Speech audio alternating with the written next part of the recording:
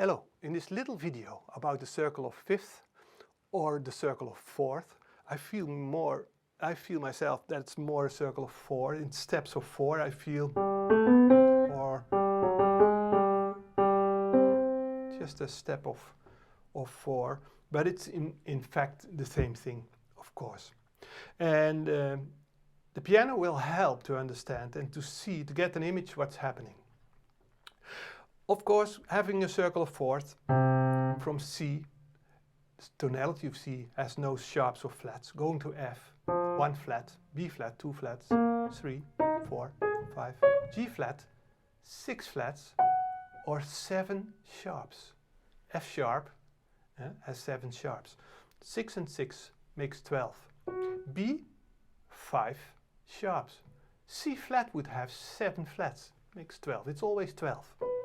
So the circle of 5 and the circle of 4 can help to imagine how many flats or sharps there are. There are different ways to approach this. You can do it with 4 quarter chords like this.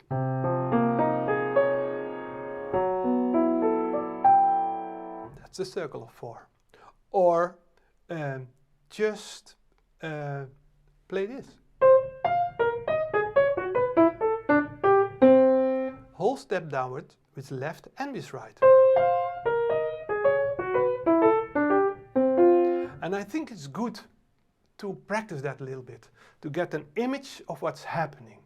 I think it's better than learn a sentence with every word on a note, and yeah, then you have an extra theory on a theory, you know, and piano makes it very clear what's happening.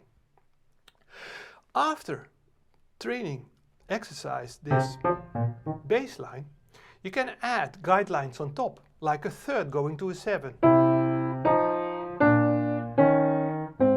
So the right hand makes a chromatic move. Yeah, and start with the 3 on C, go to the 7 of F. You can also start with the 7 on C. Or play the guidelines, the 3 and the 7, and then going down grammatically. Add some rhythm.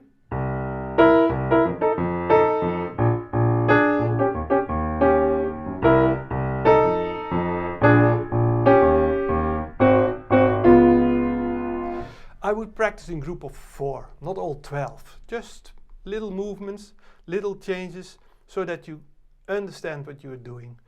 Look at your hands, look at the notes, and you will understand the circle of 4. You know, the theory comes out of music, so when you play music with the theory, it makes it easier to understand. Download the PDF, there's some information also about voicings and songs, and practice it.